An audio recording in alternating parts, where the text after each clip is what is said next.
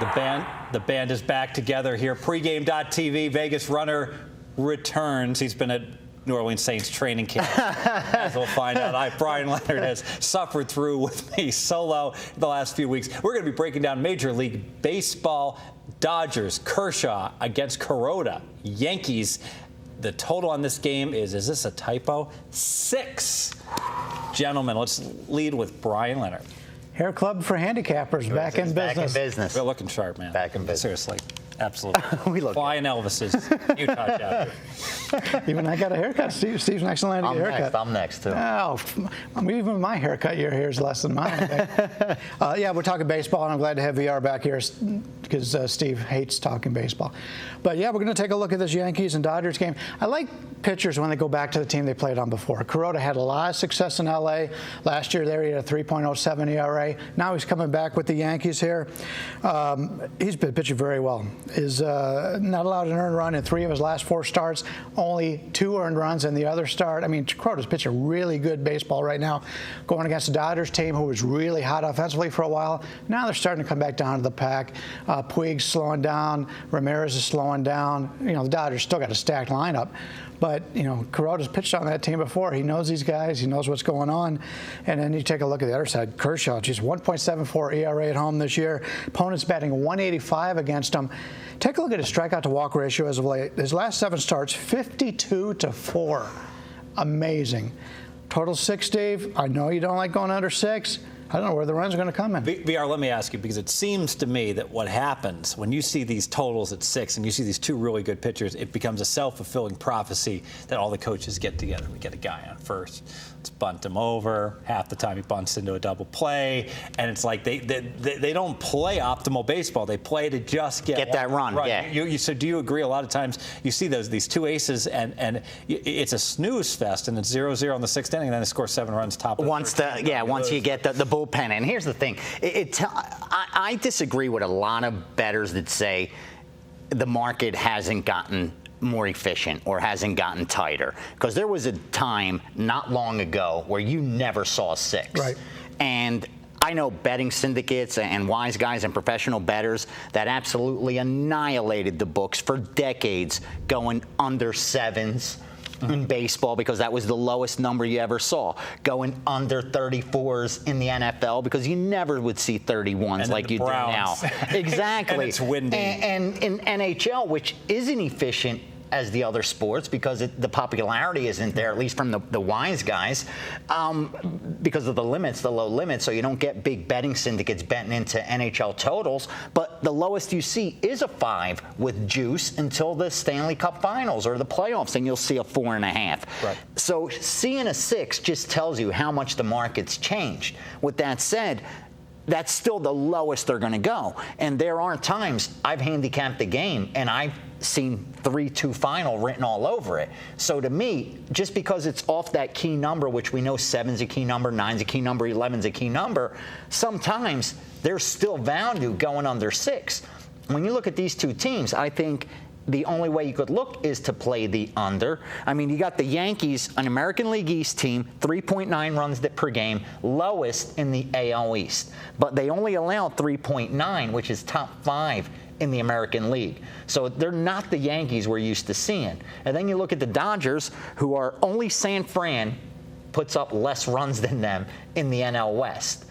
But defensively, they're 6th best in all of Major League Baseball in runs allowed. So these are 2 teams that kind of mirror each other as far as they don't score much, but they don't allow many runs, and that's why they have winning records. So for me, I think I got to agree with Bryan. Would I have loved to see 7? Absolutely.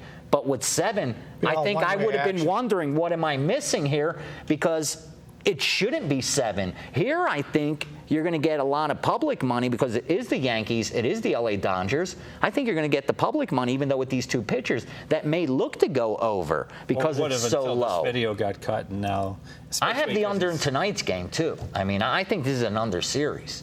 Yeah, the ballpark fits both these teams for the games to go under. 2 red-hot pitchers, 2 offenses somewhat struggling right now, especially for the Dodgers compared to what they were doing earlier. Yeah. Question with live wagering. Because 6 is not a key number, I mean, it's more important than 8 or 10. Right, obviously. right. I almost wonder, can I take that first inning out of play and then play like under 5. Well, a lot of ways. Under 5.5, lay $1.25. A lot of ways. The first inning. I've been getting a lot of information from this one group that really hits games in different ways. Mm-hmm. And whenever they love an under, I've seen them bet the game 5 or 6 different ways, where they'll bet first 5. First 5 under. Both team totals under. No run in the first inning. Yep. Under run hits and errors for the game. Under run hits and errors each one for the first inning. They could pick it off for a nickel here, there. Exactly. Off of 10 bucks. So you end up getting so much money down without having to take the worst of it, because we know in Major League Baseball totals, once a sharp betting syndicate, a respected wise guy, bets an under, they're going to move that vig like crazy. Sometimes they're going to move it a half a run. And you get a diversified How much portfolio. Can you get down? Exactly. It's almost like you're playing open. You win a couple bets, it goes over, you're like you said. Scooped. You got the right side, you're going to go 4-2. And like you said, the bullpen may come in and the game may go over in the 8th and 9th inning, but still such a good first half, you cashed a couple tickets, or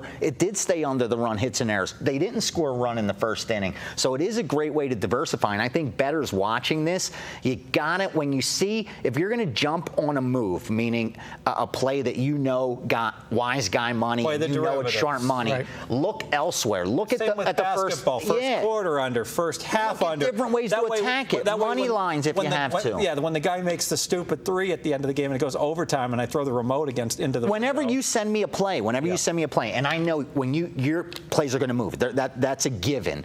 And a lot of times, if you don't get it to, I know you have to bet it. You got to get it to who you got to get it to, and Unfortunately, I get them.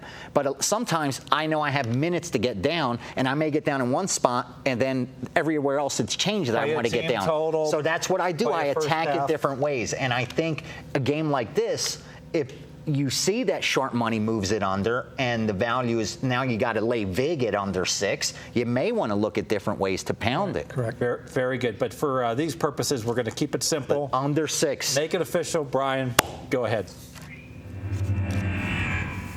All right, it's a low number here, 6, but I like the situation.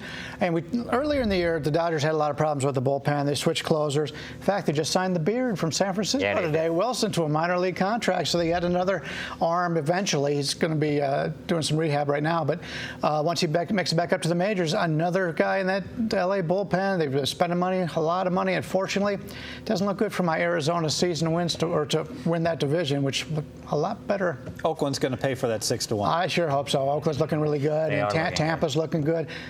St. Louis, what the hell? Come on, can't even beat Pittsburgh? What were you smoking? Yeah, well.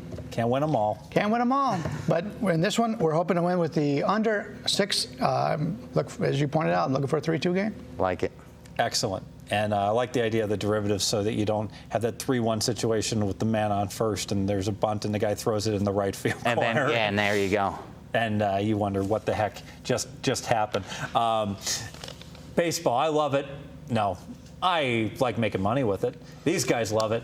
But we're going to be talking football coming up. Have some season win bets you guys to be taking a look at. And, of course, this Friday, I say of course, Marco D'Angelo is back from his world tour. He will be with Ken Thompson on Friday breaking down, I'm sure, mostly football, a little baseball. So check those guys out and definitely stay with us, pregame.tv, as we break down football, NFL, college football. Stay tuned.